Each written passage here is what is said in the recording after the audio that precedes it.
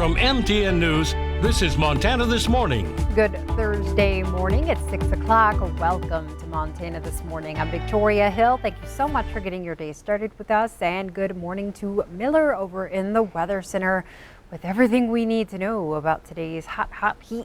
Ooh, yeah, and a busy day today and tomorrow in terms of trying to inform everybody just how hot it is going to get. And not only in the daytime, but in the morning time as well. Milder than normal. We could wake up with record warmth tomorrow morning too. Not only seeing that heat during the daytime, but at night as well. Beautiful start this morning here in Yellowstone County. That shot courtesy of the Stockman Bank weather cam. 62 at the airport. Humidity's at 58%.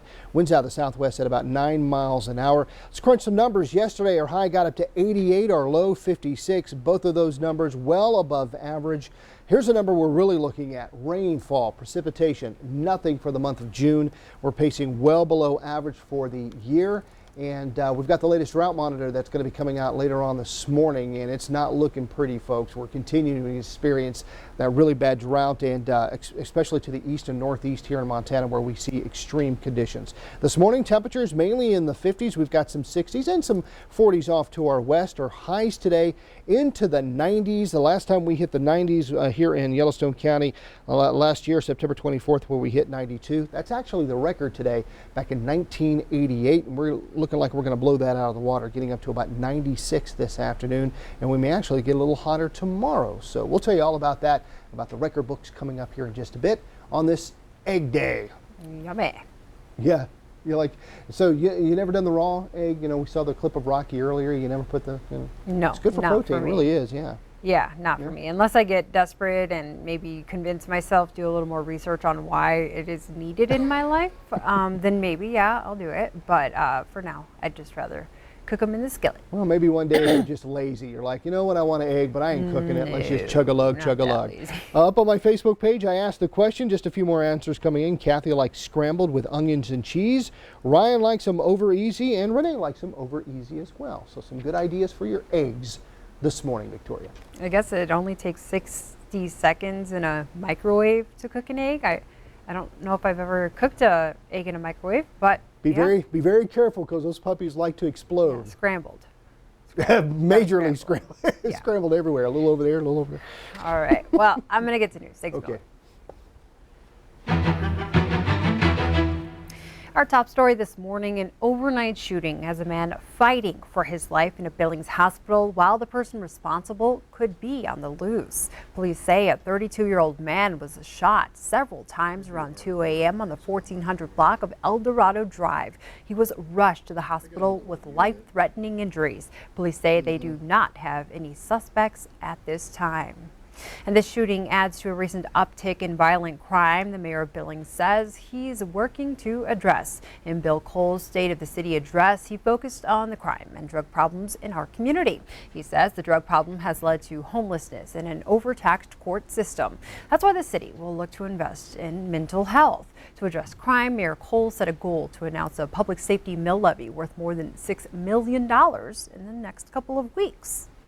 The reality is that we have a crime problem, both with violent crime and with property crime, driven largely by substance abuse and drug addiction, in particular methamphetamines. And so that drives 70 to 80% of our crime. That's quite a heavy lift, but we need to respond by giving our police department the resources that they need to combat that crime, and also our prosecutors, also our municipal court. So there's a lot that we can do to bring down the problem of crime in Billings.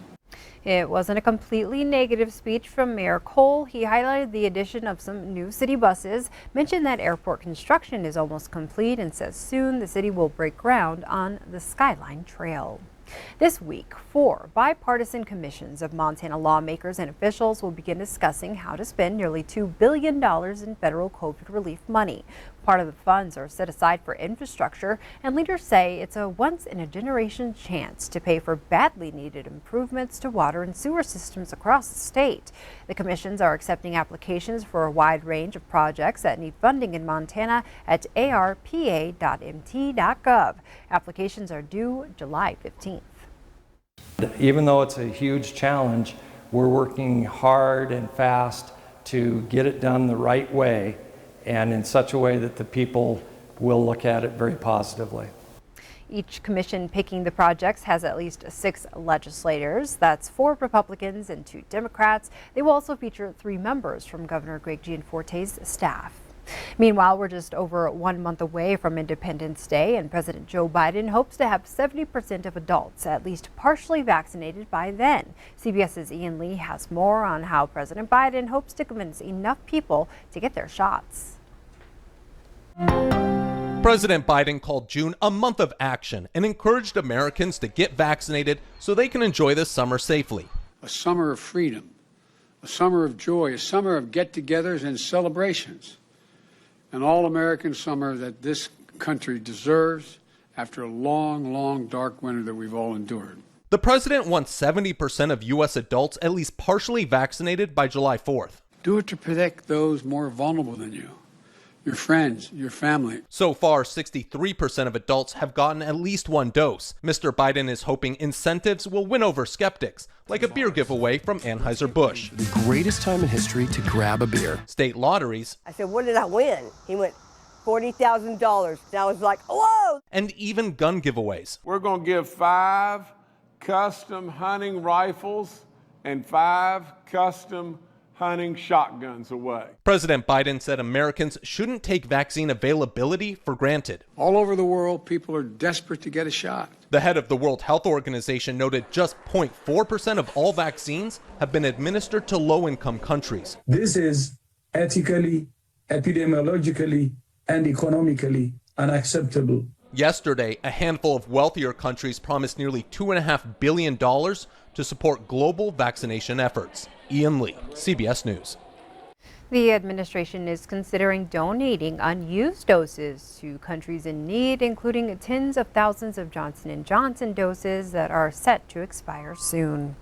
Wyoming's power output is getting a boost in the form of a $1 billion nuclear plant. Governor Mark Gordon announced the state is partnering with Bill Gates' nuclear power company to build the state's first nuclear reactor plant. It's expected to include an advanced reactor with molten salt-based energy storage. When the new plant is finished, Wyoming's power output could increase by 500 megawatts during peak power demand. Wyoming is #1 in net exporter of energy. This first-of-its-kind nuclear facility maintains Wyoming's position as a leader in energy.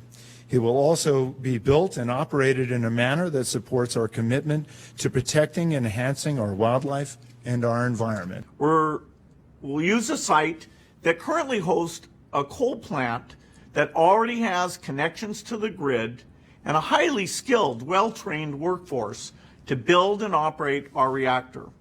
We will build Natrium in a community that knows what it takes to support a major energy project. Officials at the event said the exact location of the plant will be announced at the end of the year. Critics warn advanced reactors come with higher risks, like becoming a target for terrorists seeking to build crude nuclear weapons. And now in national news, 2 Florida teenagers broke into a home, found weapons, and began firing shots at law enforcement officers. A 14-year-old girl and 12-year-old boy are accused of stealing a pistol, shotgun, and an AK-47. When law enforcement arrived, there was an hours-long standoff. Then the children turned the weapons on the deputies. The sheriff said his deputies tried to de-escalate the situation, but were forced to shoot the girl as she aimed a shotgun at them. She was rushed to the hospital with bullet wounds to her stomach and arm. They were able to question the 12-year-old. Police say the 2 foster children were runaways from a group home. Chilling body cam video from last week's rampage at a San Jose, California rail yard has been released. It shows deputies closing in on 57-year-old Samuel Cassidy just before investigators say he took his own life after killing 9 co-workers. Near the end of the footage, the authorities heard 2 shots and headed towards the gunfire. They found Cassidy dead from 2 gunshot wounds with a gun still in his hands. Over in Israel, supporters and opponents of Benjamin Netanyahu took to the streets following news his time as prime minister may be coming to a close. Netanyahu's political rivals unveiled a deal to form a coalition government. The agreement paves the way for his removal if Israel's national legislature votes to approve it. Former Netanyahu ally Naftali Bennett would become Israel's new prime minister.